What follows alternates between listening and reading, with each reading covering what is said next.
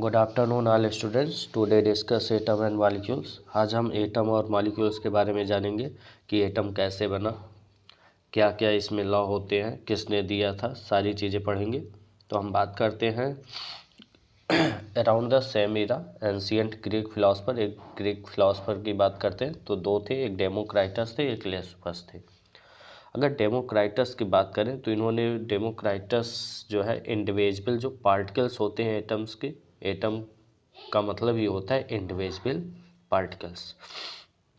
18th century में इन्होंने इस चीज़ को बताया था। फिर एक साइंटिस्ट आते हैं एंटोनी लेवेजियर, जिन्होंने केमिकल साइंस के फाउंडेशन के फॉर्म में दो इम्पॉर्टेंट लॉ बताए थे। फर्स्ट था chemical combination, law of chemical combination. अगर हम लॉ ऑफ केमिकल कॉम्बिनेशन की बात करें तो केमिकल कॉम्बिनेशन में क्या होता है कि हम किसी भी दो एटम को या दो कंपाउंड को ऐड करते हैं, फिर उसके बाद उनमें जो है जो चेंजेस होती हैं, जो रिएक्शंस होते हैं, उन्हें हम केमिकल कॉम्बिनेशन बोलते हैं। जैसे फर्स्ट लॉ की बात करें तो इसमें हम फर्स्ट लॉ पढ़ेंगे, law of conservation of mass. अब law of conservation of mass की बात करें तो मैटर जो होता है ना तो हम उसे डिस्ट्रॉय कर सकते हैं ना ही बना सकते हैं, बट एक फॉर्म से दूसरे फॉर्म में हम उसे कन्वर्ट कर सकते हैं। This is called as conservation of mass. Means matter is neither be created nor be destroy in a chemical reaction. Second law की बात करें तो लॉ ऑफ कांस्टेंट प्रोपोर्शन, इसे लेवेजियर ने दिया था। मैनी कंपाउंड्स ऐसे होते हैं जो कंपोज करते हैं दो या दो से ज़्यादा एलिमेंट्स को, और वो प्रोड्यूस करता है एक कंपाउंड या फिर सेम एलिमेंट सेम प्रोपोर्शन होता है, तो उसे हम लॉ ऑफ कांस्टेंट प्रोपोर्शन बोलते हैं।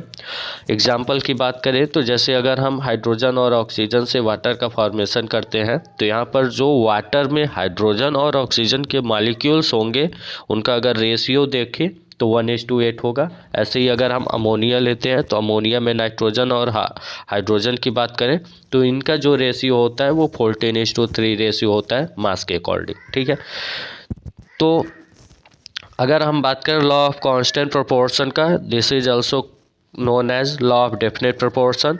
एक साइंटिस्ट है प्रोस्ट, इन्होंने केमिकल सब्सटेंस के बारे में भी बताया, केमिकल कॉम्बिनेशन के बारे में बताया। अगर हम बात करें in a chemical substance the elements are always present in definite proportion by मास।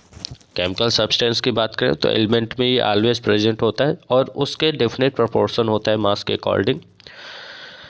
फिर उसके बाद आते हैं जॉन डाल्टन। जॉन डाल्टन की बात करें तो इन्होंने मैटर को स्मॉलेस्ट पार्टिकल ये बताया कि एटम्स जो बने होते हैं वो स्मॉलेस्ट पार्टिकल के बने होते हैं, और ये दोनों चीज़ें बेस्ड होती हैं लॉ ऑफ केमिकल कॉम्बिनेशन पर। और इन्होंने एक अपनी थ्योरी दी, डाल्टन एटॉमिक थ्योरी, जो एक्सप्लेन करता है लॉ ऑफ केमिकल कॉम्बिनेशन और लॉ ऑफ प्रोपोर्शन को and law of conservation of मास।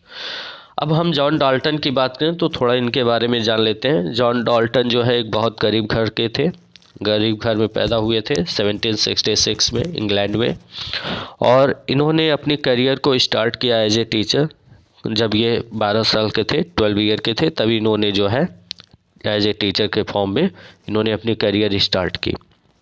7 सालों तक स्कूल में ये प्रिंसिपल भी रहे।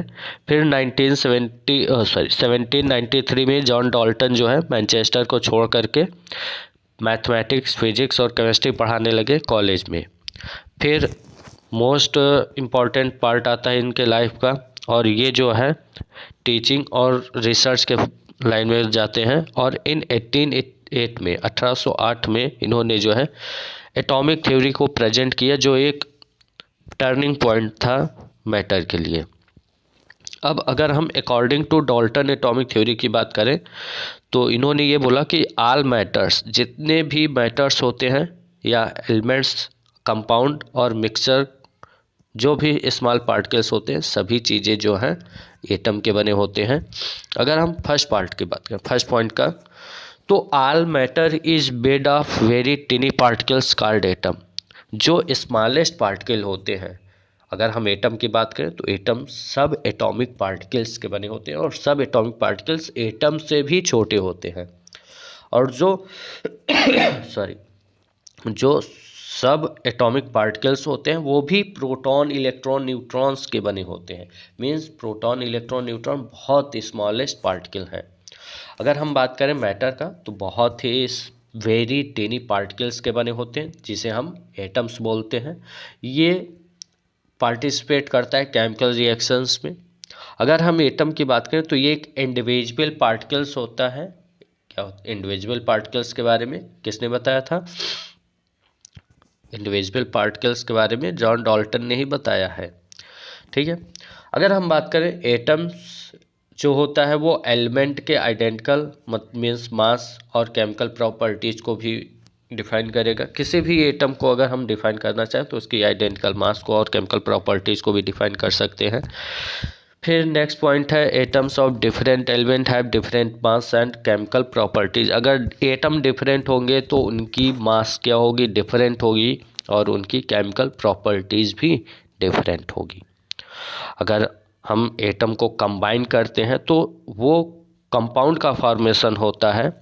तो जब रेशियो लेते हैं किसी भी स्मॉल होल नंबर्स का तो वो कंपाउंड का फॉर्म होगा।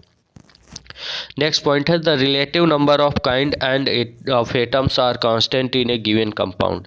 जो रिलेटिव नंबर्स दिए होते हैं वो कांस्टेंट होते हैं किसी भी कंपाउंड का। फिर उसके बाद यहाँ पर ये जॉन डाल्टन एटॉमिक थ्योरी था। अब यहाँ पर कुछ क्वेश्चंस दिए हुए हैं जैसे कि क्वेश्चन नंबर 1 और आपको क्वेश्चन नंबर 2, 3, 4। ये 4 क्वेश्चन आपको सॉल्व करना है और आपको आंसर सेंड करना है ग्रुप में। और सभी बच्चे जो है क्लास अटेंड करें, वीडियो को देखें, चैनल को सब्सक्राइब करें अगर नहीं किए हैं तो, और क्वेश्चन सॉल्व करके आंसर सेंड करिए ग्रुप में। Thank you.